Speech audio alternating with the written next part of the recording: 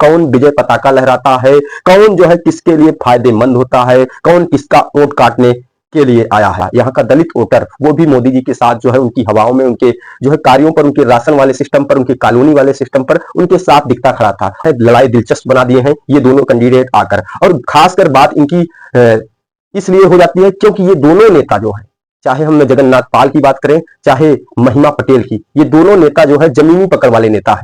लगभग 1.5 से 2 लाख जो पाल वोटर है इस लोकसभा सीट में, अगर उनका जो है अपने आप पर जो है कब्जा हो जाता है, वो अपने तरफ इन वोटरों को अगर ला पाते हैं, और साथ ही में जो दलित वोटर है, मुस्लिम वोटर है, इन सब में कुछ अगर सेंध मारी कर पाएंगे तो जाहिर सी बात है नुकसान ज्यादा से ज्यादा बीजेपी को ही होने वाला है, यानी प्रवीण पटेल को।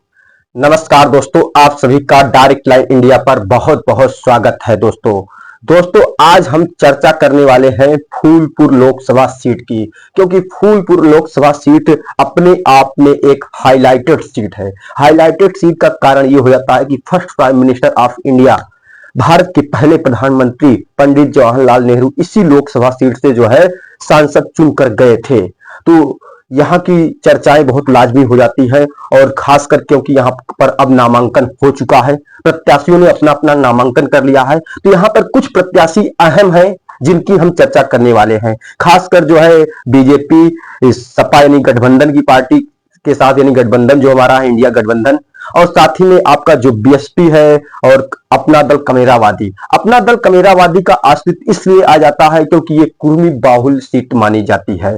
तो हम इन सारी सीटों पर विस्तार से चर्चा करने वाले हैं, क्योंकि नामांकन हो चुका है। अब सरगर्मियां एकदम बढ़ जाएंगी और देखना है कि कौन विजय पताका लहराता है, कौन जो है किसके लिए फायदेमंद होता है, कौन किसका वोट काटने के लिए आया है। सारे मुद्दों पर चर्चा करने वाले हैं, तो वीडियो को अंत तक पूरा जरूर देखिएगा, और अच्छा लगे तो लाइक जरूर करिएगा, क्योंकि यहाँ पर जो सरगर्मियां हैं वो खासकर कुर्मी वोटर को लेकर हो जाती हैं। अगर बात करते हैं सबसे पहले हम बीजेपी की, तो बीजेपी के कैंडिडेट यहाँ पर हैं प्रवीण कुमार पटेल। तो प्रवीण कुमार पटेल जी जो है भारतीय जनता पार्टी के लोकसभा सांसद प्रत्याशी फूल हैं।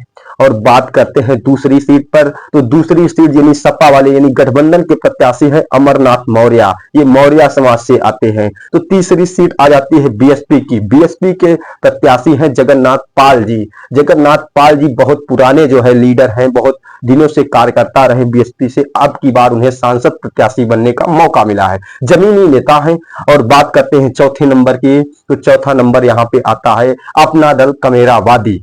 तो अपना दल कमेरावादी की प्रत्याशी है जो है महिमा पटेल। महिमा पटेल जो है काफी समय से जो है अपना दल की कार्यकर्ता रही, और इनकी माता भी जो है अपना दल कमेरावादी से बहुत दिनों से जुड़ी रही, तो जिसके कारण अब की बार इन्हें मौका मिला है। यहाँ पर इस अपना दल कमेरावादी की सीट के लिए बहुत सारे कयास लगाए जा रहे थे कि अपना दल कमेरावादी की राष्ट्रीय अध्यक्ष यानी माता कृष्णा पटेल जी स्वयं यहाँ से चुनाव लड़ेंगी, और बहुत तो ये भी आस लगा रहे थे कि पल्लवी पटेल जो धाकड़ नेता अपना दल कमेरावादी की मतलब की रूप नेता कहलाती है, वो यहाँ से खुद चुनाव लड़ेंगे। लेकिन ये सारे जो है मुद्दे, ये सारे कयास जो है फेल नजर आए, इसलिए ये सीट जो पहले हाई प्रोफाइल बनने वाली थी, अगर कहीं पल्लवी पटेल जी आती तो लड़ाई शायद त्रिकोणी बन जाती। लेकिन अब देखना है क्या त्रिकोणी बनती है, किसके कारण त्रिकोणी बनती है, क्या जो है दो कैंडिडेट जो है वो वोट काटने वाले ही रह जाते हैं, या जो है कोई इसमें से कैंडिडेट लड़ाई में आ सकता है, डिफीट में आ सकता है। इन सारे मुद्दे पर हम बात करने वाले हैं।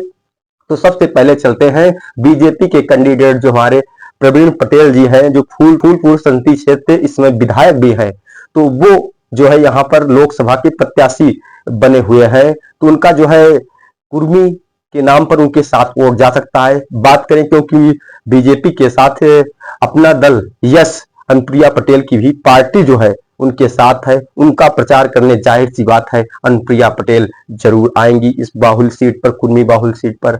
और बात करते हैं तो उन्हें इसका फायदा भी मिलता है, क्योंकि जब से अनुप्रिया पटेल जो है बीजेपी के साथ गई हैं, तो बीजेपी को जो है कुर्मी वोटरों का यहाँ से बहुत ही तगड़ा फायदा मिला है। इसी वजह से लगभग 2 पंचवर्षीय कालों में, यानी चाहे केशव प्रसाद मौर्य हो चाहे कृष्णा पटेल हो, इन दोनों प्रत्याशियों को इन्हीं की वजह से जाहिर सी बात है जीत मिली थी। लेकिन क्या अब की बार जो है अपना दल कमेरावादी अपने प्रत्याशी को भेजी है, क्या कुछ ये वोट काट पाएंगे? क्योंकि इसके पहले अगर हम बात करते हैं तो जो आपका दलित वोटर था, यहाँ का दलित वोटर, वो भी मोदी जी के साथ जो है उनकी हवाओं में, उनके जो है कार्यों पर, उनके राशन वाले सिस्टम पर, उनके कॉलोनी वाले सिस्टम पर उनके साथ दिखता खड़ा था। और जो है बीच में बीएसपी जो है थोड़ा डाउन पड़ी थी, बीएसपी एकदम न्यूट्रल हो गई थी, जिसके कारण क्या जो है जगन्नाथ जो जमीनी नेता है वो बीएसपी के वोटों को खींच पाते हैं कि नहीं। अगर ये दोनों प्रत्याशी महिमा पटेल और जो है जगन्नाथ पाल जी अगर कामयाब रहे अपने वोटरों को खींचने में, खासकर जो है महिमा पटेल जी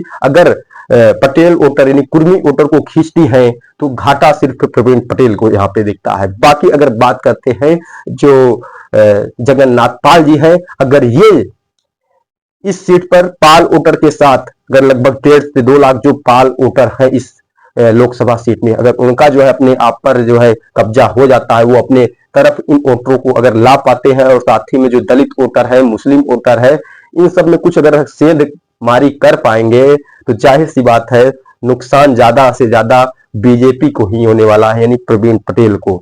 और यहाँ पर जो है अच्छा किसके लिए शुभ संकेत माना जाए तो अमरनाथ मौर्य को शुभ संकेत माना जा सकता है। अगर यही दोनों प्रत्याशी शायद ना आए होते तो अमरनाथ मौर्य की सीट और ज्यादा फंसती नजर आती।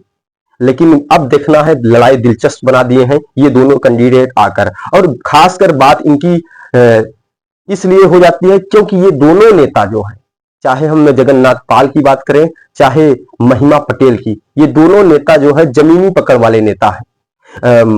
अगर हम इनका बैकग्राउंड देखते हैं तो महिमा पटेल जी पेशे से वकील है हाई कोर्ट में इलाहाबाद।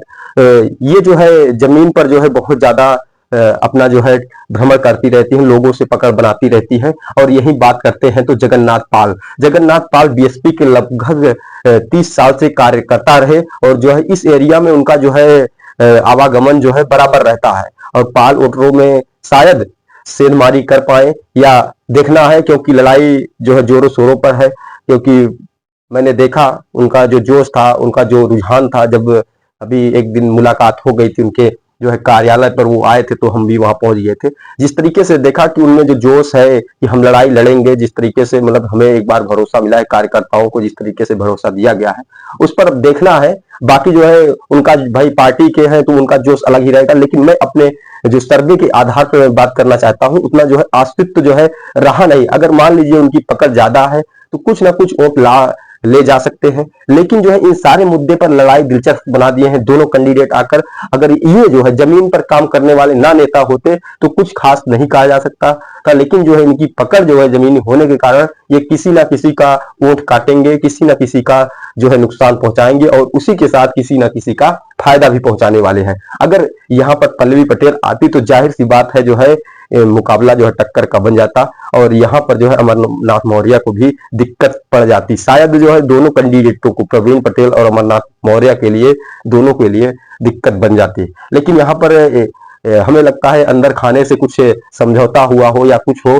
जो पल्लवी पटेल जहां तक है गठबंधन का साथ देना चाहती हैं और गठबंधन को जिताना चाहती हैं, जिस तरीके से वो अपना जो है कैंडिडेट उतार रही हैं, जिस तरीके से सपोर्ट कर रही हैं, और पहले भी उन्होंने कहा है कि हम गठबंधन के साथ, चाहे गठबंधन में रहे या ना रहे, लेकिन हम गठबंधन के साथ ही रहेंगे। बाकी जो है आपको इस वीडियो के बारे में क्या लगता है?